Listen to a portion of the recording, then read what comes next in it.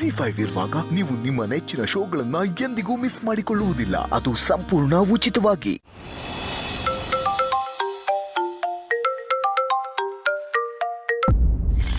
Hi ಮಹಿ, ಹೇಗಿದೆಯಾ? ಮನೇಲೆಲ್ಲರೂ ಆರಾಮ?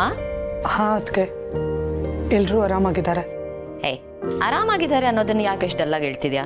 ಮೈ ಹುಷಾರಿಲ್ವಾ? ಅದು ಅದಕ್ಕೆ ನಾನು ನಿಮ್ಮ ಹತ್ರ ಸ್ವಲ್ಪ ಮಾತಾಡಬೇಕಾಗಿತ್ತು. ಸಿಗೋಕ್ಕಾಗತ್ತಾ? ಓ ಎಸ್, ನೀನು ಮನೆಗೆ ಬಾ, ನಿನ್ನ ಫೇವ್ರೆಟ್ ಸೀ ಫುಡ್ ಮಾಡಿಸ್ತೀನಿ, ಊಟ ಮಾಡ್ಕೊಂಡೆ ಮಾತಾಡೋಣ. ಇಲ್ಲ ಅದಕ್ಕೆ ಮನೆಗೆ ಬೇಡ, ನೀವಿಲ್ಲೇ ನನ್ನ ಸ್ಟುಡಿಯೋ ಹತ್ರ ಬರ್ತೀರಾ, ಇಲ್ಲೇ ಮಾತಾಡೋಣ. ಸರಿ, ಓಕೆ. ಅದಕ್ಕೆ ಇದು ತುಂಬ ಅರ್ಜೆಂಟು, ಯಾವುದೇ ಕಾರಣಕ್ಕೂ ಮಿಸ್ ಮಾಡಬೇಡಿ. ಮಹಿಮಾ, ಯಾಕೆ ಹಾಗೆ ಹೇಳ್ತಿದ್ಯಾ? ಏನಾದರೂ ಪ್ರಾಬ್ಲಮಾ? ನಿಮ್ಮ ಅಣ್ಣನ ಬರಕ್ಕೆ ಹೇಳ? ಬೇಡ ಅದಕ್ಕೆ, ಈ ವಿಷಯ ಯಾರಿಗೂ ಗೊತ್ತಾಗೋದು ಬೇಡ. ಇದು ನನ್ನ ಪರ್ಸ್ನಲ್ ವಿಷಯ. ನಾನು ಇದನ್ನು ನಿಮ್ಮ ಹತ್ರ ಮಾತ್ರ ಶೇರ್ ಮಾಡ್ಕೋಬೇಕು ಅನ್ಕೋತಿದ್ದೀನಿ.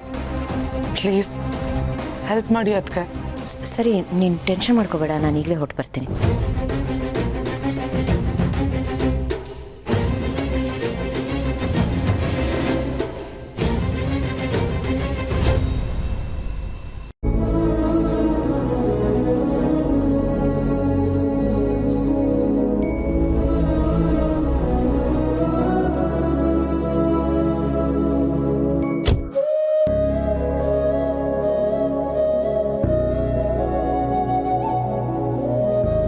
ಗೆಳೆಯ, ಇದೇನು ಆಫೀಸಲ್ಲಿ ಇದು ಇಂಪಾರ್ಟೆಂಟ್ ಮೀಟಿಂಗ್ನ ಕ್ಯಾನ್ಸಲ್ ಮಾಡಿ ಇಲ್ಲಿ ಬಂದು ನಿಂತಿದ್ಯಾ?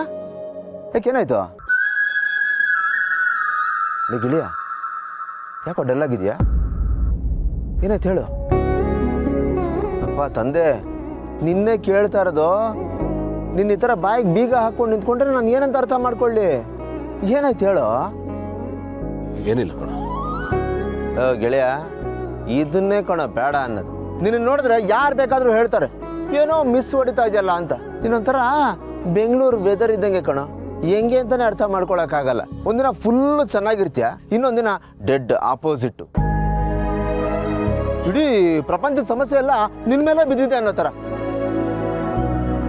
ನಿನ್ನ ಕ್ಯಾರೆಕ್ಟರ್ ಹೀಗೆ ಅಂತ ಡಿಸೈಡ್ ಮಾಡೋದೇ ಕಷ್ಟ ಕಣ. ಲೋ ಗೆಳೆಯ, ನಾನು ನಿನ್ನ ಗೆಳೆಯ ಕಣ, ಆಪ್ತ ಮಿತ್ರ. ನನ್ನ ಹತ್ರ ಹೇಳ್ಕೊಳ್ಳೋಕೆ ಯಾಕೋ ಇಷ್ಟೊಂದು ಹಿಂದೆ ಮುಂದೆ ನೋಡ್ತಾ ಇದೆಯಾ?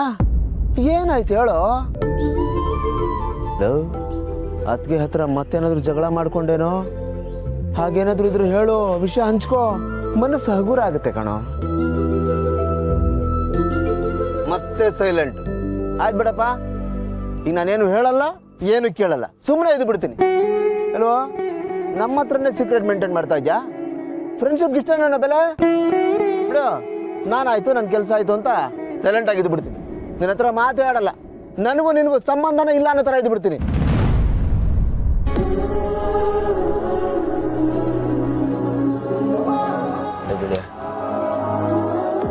ಸಾರಿ ಗೆಳೆಯ.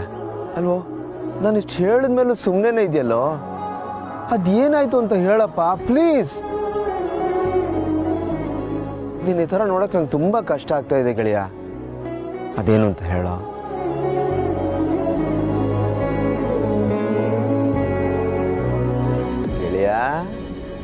ನನಗೆ ಇವಾಗ ಅರ್ಥ ಆಯ್ತು ಕಣೋ. 2-3 ಆಗಬೇಕು ಅಂತ ಹರಕೆ ಹೊತ್ಕೊಂಡು ದೇವಸ್ಥಾನಕ್ಕೆ ಬಂದಿದ್ಯಲ್ವಾ? ಹರಕೆ ಪ್ರಯುಕ್ತ ಉಪವಾಸ ಇದ್ದು ಸುಸ್ತಾಗ್ಬಿಟ್ಟಿದ್ಯಾ? ಹಾ, ಗೊತ್ತಾಯ್ತು. ಇವೆಲ್ಲ ಹರಕೆ ಪ್ರಭಾವ.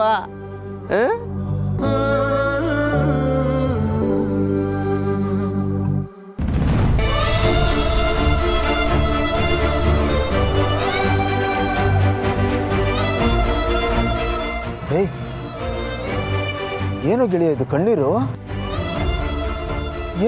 ಏನಾಯ್ತಪ್ಪ? ಏನಾಯ್ತು ಅಂತ ಹೇಳೋ. ನನ್ಗೇನು ಹೇಳ್ಬೇಕು ಅಂತಾನೆ ಗೊತ್ತಾಗ್ತಾ ಇಲ್ಲ ಕಣ. ತುಂಬಾ ಕುಗ್ಗೋಗಿದ್ದೀನಿ, ಬ್ಲ್ಯಾಂಕ್ ಆಗ್ಬಿಟ್ಟಿದ್ದೀನಿ. ಮುಂದೆ ಏನು ಅಂತಾನೆ ಅರ್ಥ ಆಗ್ತಾ ಇಲ್ಲ ಕಣ.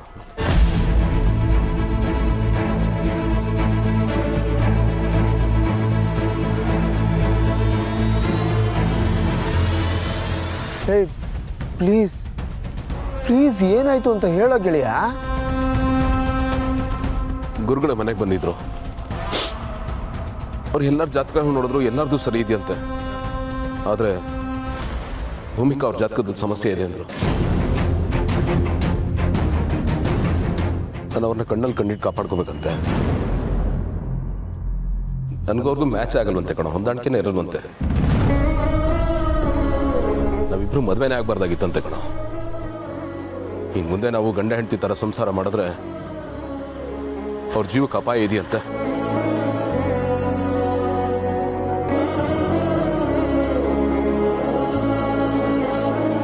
ಅವ್ರನ್ನ ಕಳ್ಕೊಳ್ಳೋದಕ್ಕೆ ನನಗೆ ಇಷ್ಟ ಇಲ್ಲ ಕಣ. ಅವ್ರು ಚೆನ್ನಾಗಿರ್ಬೇಕು.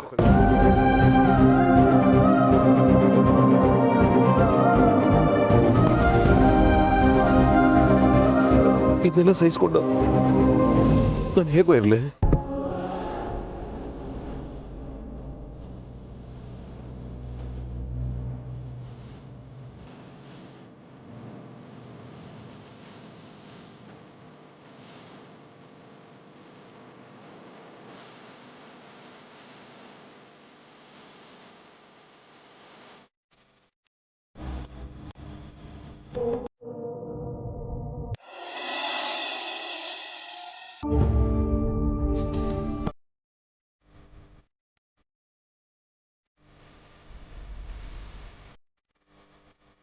ಮಹಿ ಮಹಿ ಮಹಿ ಏನಾಯ್ತು? ಯಾಕೆ ಅಳ್ತಿದ್ಯಾ?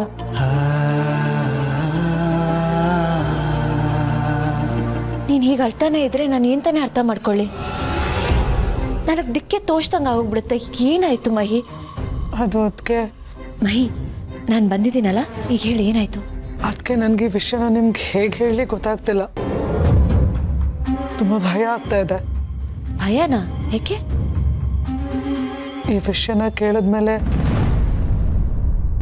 ನೀವು ಹೇಗೆ ರಿಯಾಕ್ಟ್ ಮಾಡ್ತೀರೋ ಅನ್ನೋ ಭಯ. ಮಹಿ, ನೀನು ಏನೇನೋ ಅನ್ಕೋಬೇಡ.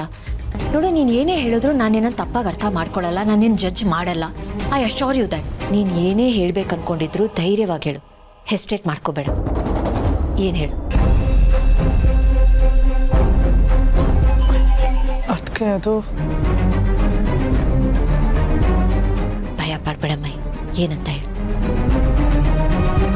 ನನಗೆ ಇದನ್ನ ಉಳಿಸ್ಕೊಳ್ಳೋದಕ್ಕೆ ಇಷ್ಟ ಇಲ್ಲ ಡಾಕ್ಟರ್.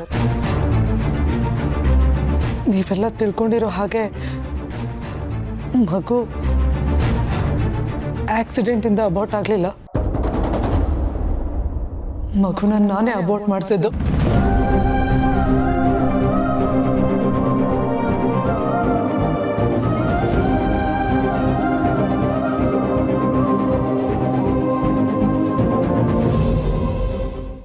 ZEE5 ಆಪ್ ಡೌನ್ಲೋಡ್ ಮಾಡಿ ಎಲ್ಲಾ ಸಂಚಿಕೆಗಳನ್ನು ಸಂಪೂರ್ಣ ಉಚಿತವಾಗಿ ನೋಡಿ.